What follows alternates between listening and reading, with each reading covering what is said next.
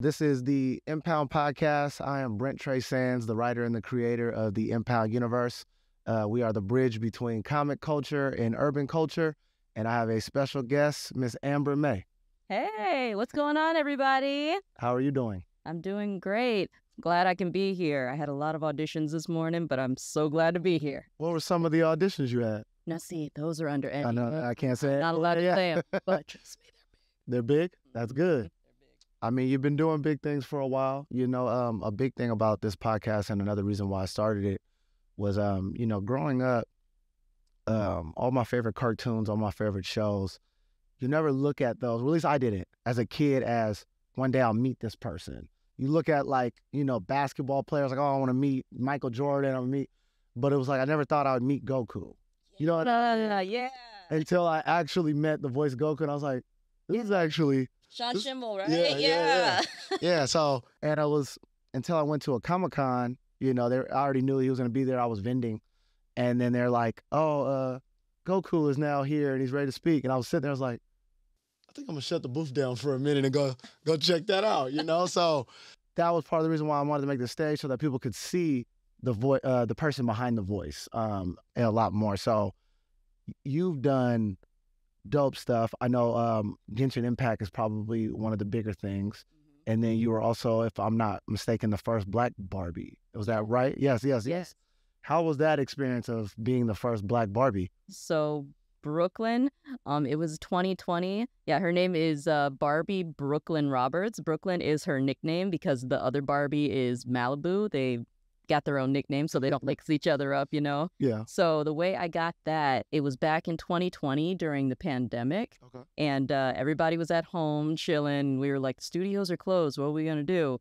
But I still had my studio, my home studio up and running, Yeah. So I was still able to do auditions and things like that. So this one audition came in and it was like, hey, can you play this character right here? I didn't really know who it was at the time. They just gave me a description. So I gave them like the audition lines, the script, like, hey, everybody, my name's Brooklyn. What's going on? And they got back to me and they were like, it's you. We need you. And I'm like, okay, what is it? And they're like, it's for Barbie. It's for this movie called Barbie, Big City, Big Dreams. I'm like, what? Wait. Yeah. I'm Barbie. Yeah.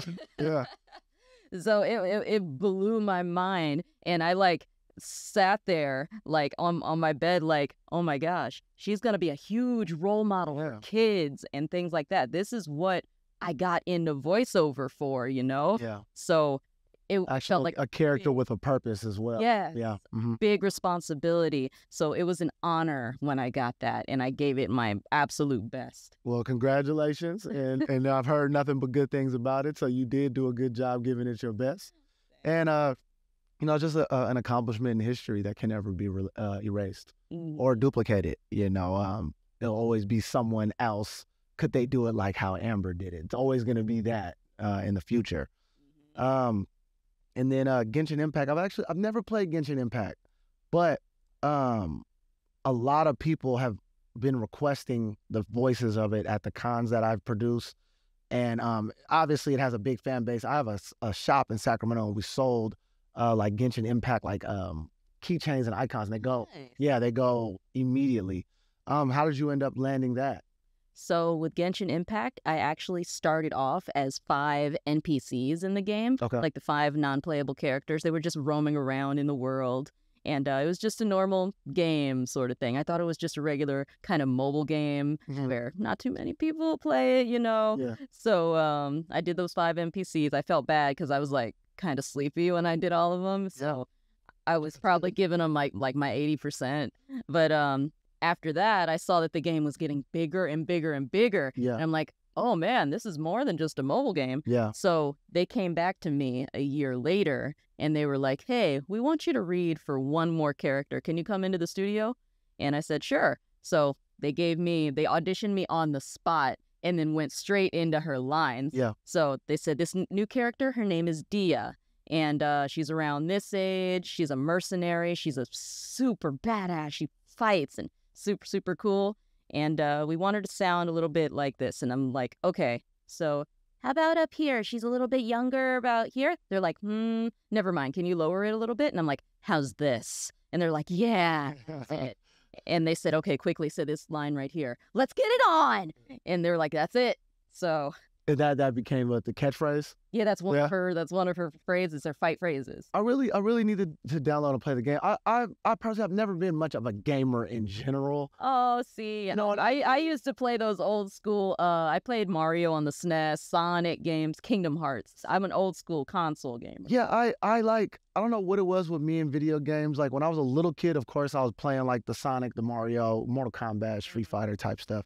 And as I got older, I would just pick like one game and play it for like years. Yeah, like me. So don't feel bad. I played Genshin Impact for about 15 minutes, and me, who is not a gamer, I'm like, okay, let's see how this works. I glided into a cliff, fell in the water, and I said, I don't want to play no more. Sorry, everybody. But it's definitely a massive engine because it's probably one of the few anime games that I've heard of that wasn't a show, something like that first. It was just the game. So, congratulations on that. Another milestone, or another notch in the belt buckle. If was that the right phrase? I think that is, but I know what you mean. I'm gonna pick it up what I'll put it down regardless.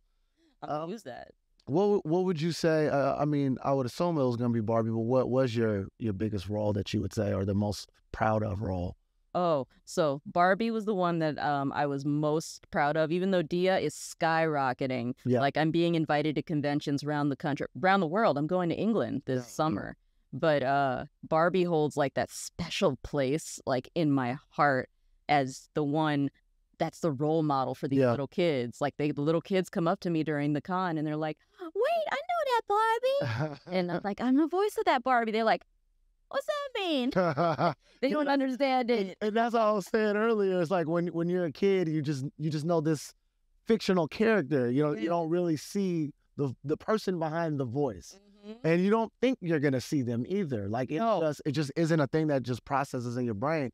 You're looking for the giant stuffed figure of the person in the suit. Yeah. Right? You're looking for Mickey Mouse. Yes, I was the same as a kid. You want to see the character. And then when you do see the actual person, you're like, that's actually cooler than I thought. You know what I mean? I didn't think I didn't know how to feel about it. See, I didn't understand it until I was about like maybe 8 years old, 9 years old or so.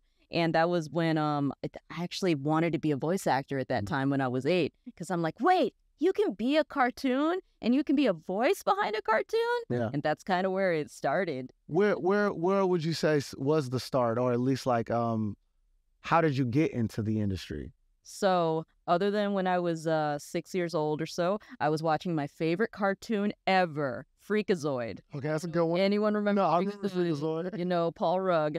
Freakazoid was my hero, and one day he just went offline. It just dark, and I'm like, "Where's Freakazoid?" And my mom had to explain, like, he got canceled. He's not there anymore. I'm like, canceled? So my brain's like, is he fighting crime? Is he gone? No, she had to tell me it's an actor that's behind the voice. I'm like, oh, can I do that? I want to be a cartoon. So that's where the spark started. Right. So then about 12, when YouTube was first invented, do you remember those days? I'm old. I was in high school when YouTube first started. Oh, see, I was in middle school. I was in 6th grade. Yeah, so I see. It was high school is when it became a thing. It had started before I was in high school, but I just remember like the first YouTube thing I remember was a thing called Unforgettable.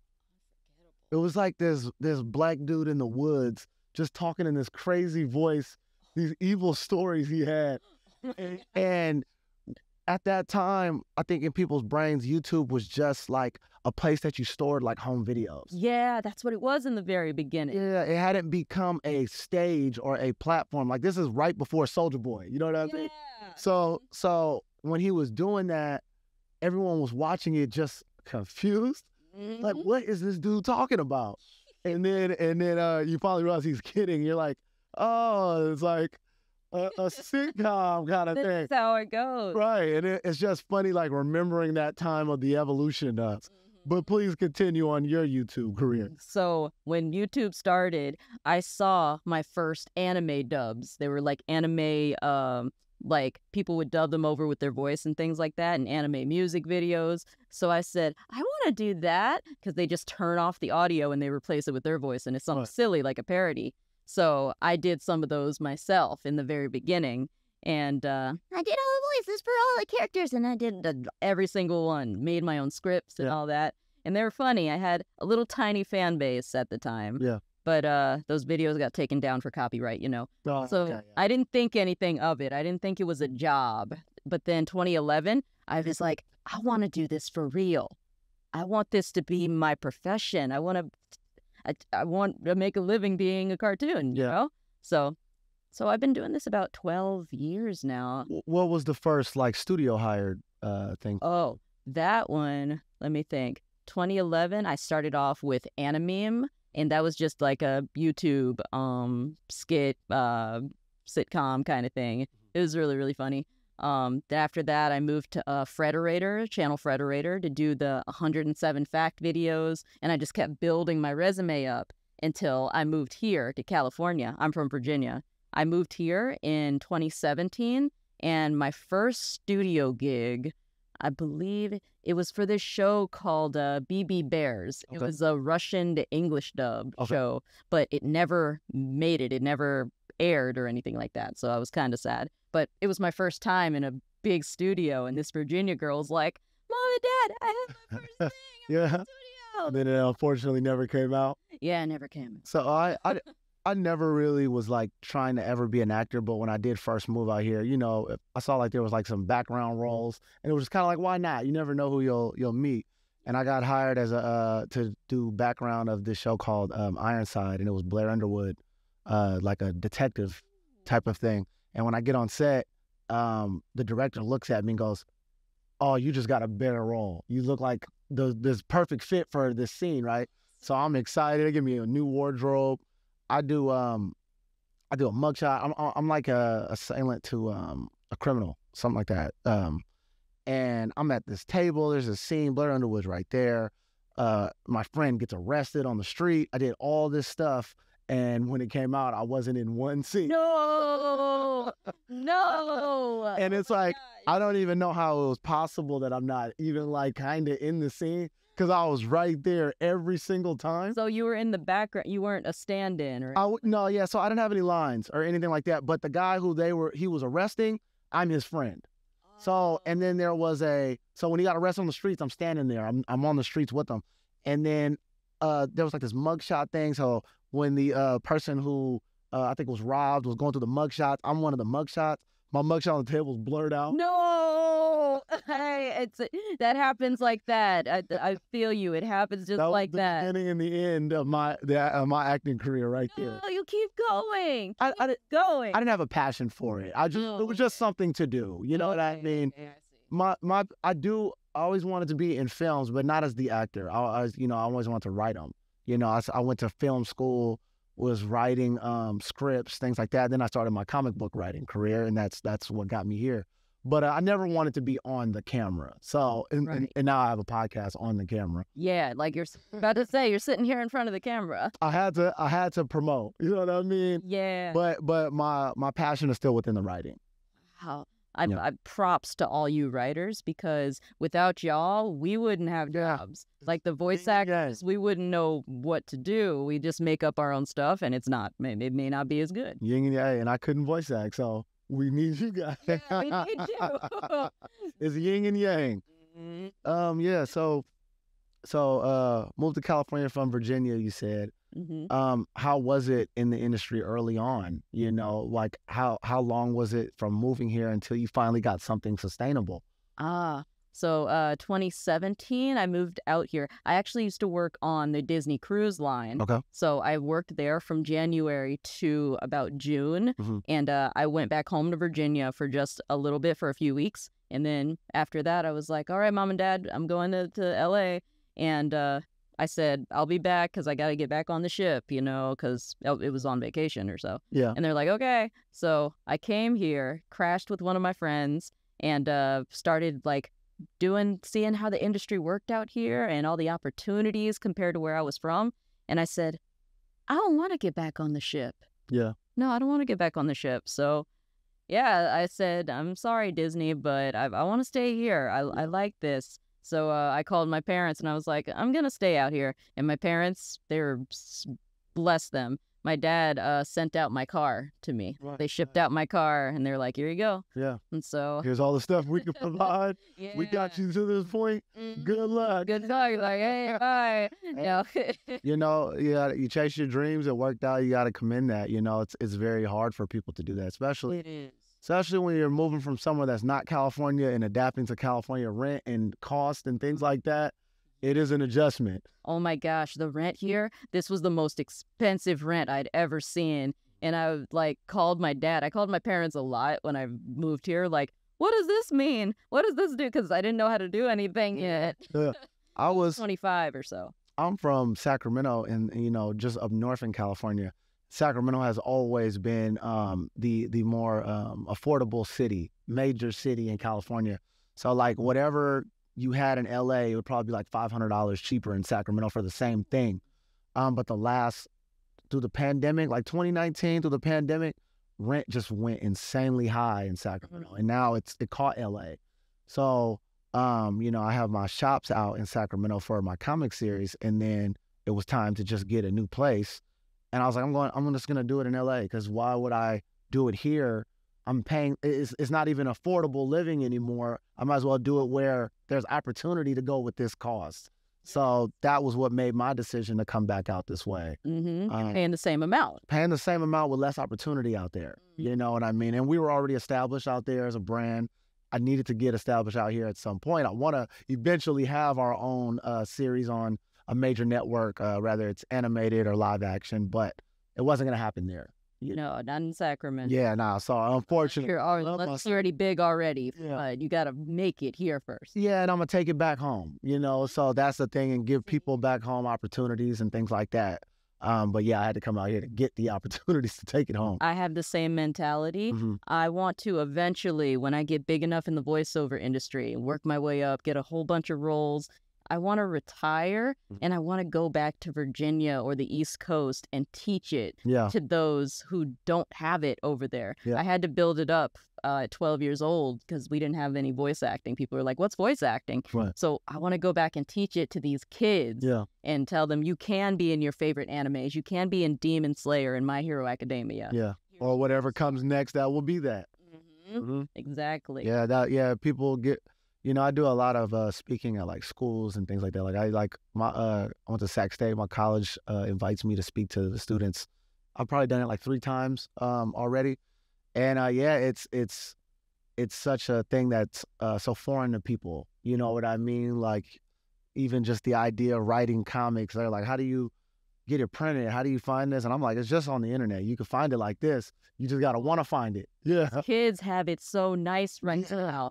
Like if they have all the information right in front of them. So if they want to know something, boom, Bing, not even Bing, Google. Like here it is right in front of you. I was 12 or so. I had to go through like a whole bunch of different hoops, watch all these videos, Daily Motion and all that stuff. And it took forever. So they have the opportunity to learn it so quick. So I want to show them all of the tools that they have. You know? Absolutely. Anything big coming up that you can talk about? There's something huge coming up, but you can't talk about it. I can't talk about it, but I can say this one, I think it's going to be one of my biggest roles yet so far. So if you think Dia is big, this one's going to be worldwide. That's good. Good. Whenever it does come out, I don't know if it's going to be this year or next year. They're still working on it. Okay. But I can't. Can't wait till it comes out. Well, we'll see when it comes out when you can announce. But yeah, that was all pretty much I had. I appreciate you coming and sitting down, having a conversation on the Impound podcast. Again, this is Amber May. You probably heard her voice several times. Even if you didn't know it, go check it out now. We'll make sure you see the face behind these voices. Don't look at our face. That's how we voice actors are sometimes. We hide behind the studio like, you can't see us back here. Can't hide as good as they used to be able to hide now because of the internet. But I'm Brent Trey Sands, writer and the creator of the Impound universe. Again, Amber May. And till next time. See y'all.